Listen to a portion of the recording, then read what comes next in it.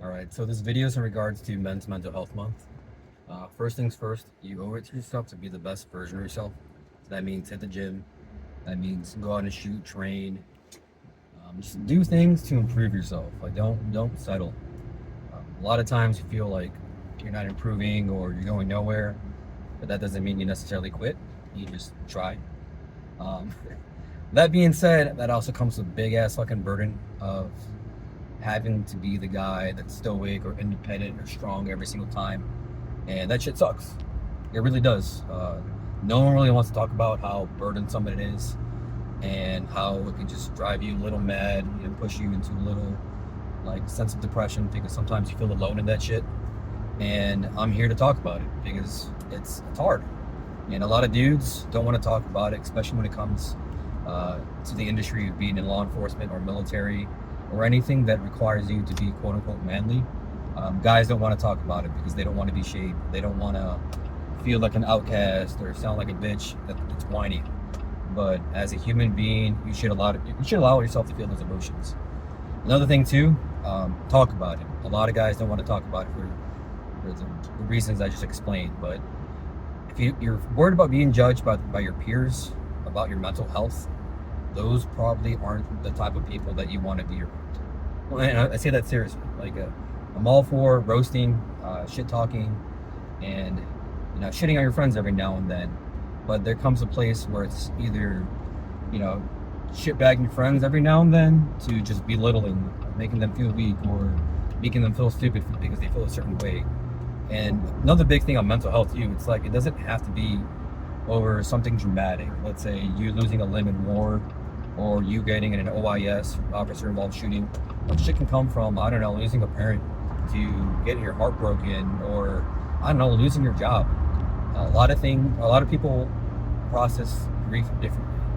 And I'm not saying that every single burden in your life has to be a dramatic, like, again, this is more of a rant, so I don't really know where my train of thought's going, but not everything is the end of the world. With that being said, you should allow yourself to feel those emotions and talk to people about it. Another thing too is like therapy. A lot of guys don't want to talk to therapy because they feel like they're being interrogated, or the moment they go to therapy, they're considered weak, or they couldn't handle it on their own.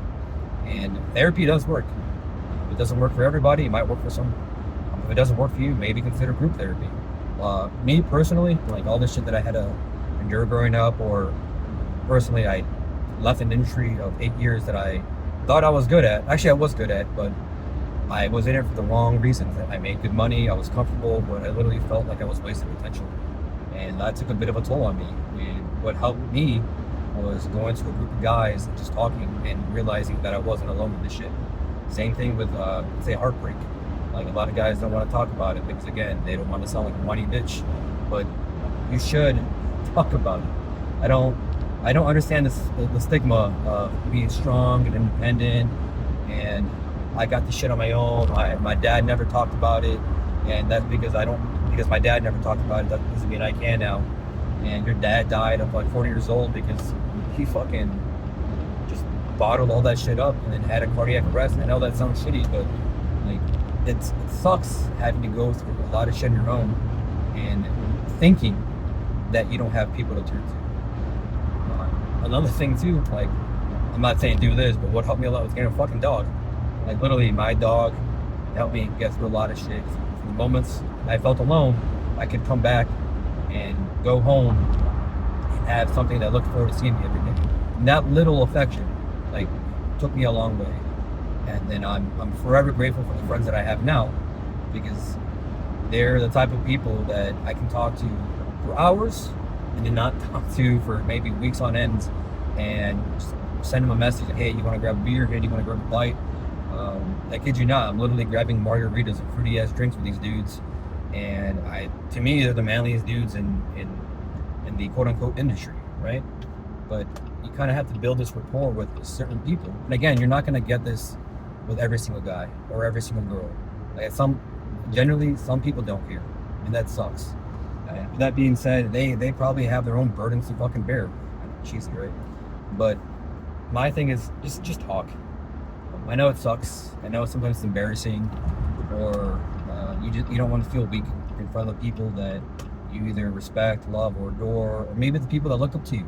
Again, a lot of the things I hear is people don't want to look weak in front of their kids, and your kids need to understand too that they're allowed to feel those emotions, and you don't have to bottle things up. I'm not saying go cry about every single mishap in is that even a word? Mishap in your life, but the things that generally, I guess, want to fuck you up, go talk to people about it. Go do things that help you de-stress. Personally, people ask me, how do I train all the fucking time at the gym? Or how am I always at the range almost every other weekend? And it's not so much that I care so much about training, it's just how I decompress. After a long gym day, I feel phenomenal. I feel like I accomplished something. Maybe I was a little irritable. Maybe I was at work and I felt like I failed at something. And by going to the gym, it gives me like a sense of accomplishment. Same thing with the range. If I'm going with a group of people, helping people improve in their shooting helps me mentally. Or let's say I'm on my own, I just put on some music, get in the motion, and just start shooting. And it's a little therapeutic for me. Like, call it ballistic therapy if you want, but it puts me at ease. Same thing, like going out and mingling with friends. Like a lot of things that I do, it's not just for my enjoyment, but it also puts me at ease.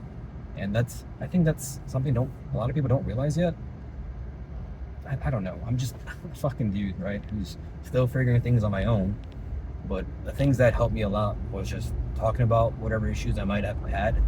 And again, sometimes like you feel like you've overcome something, and I don't know, 2 years now, memory kicks in, or you feel like a little like dark cloud above you, and a lot of guys don't want to talk about that, but I think you should. Again, it might be a little embarrassing, but the people that generally deserve to be in your life wouldn't fucking care. So go out and talk to them and bear those burdens. See ya.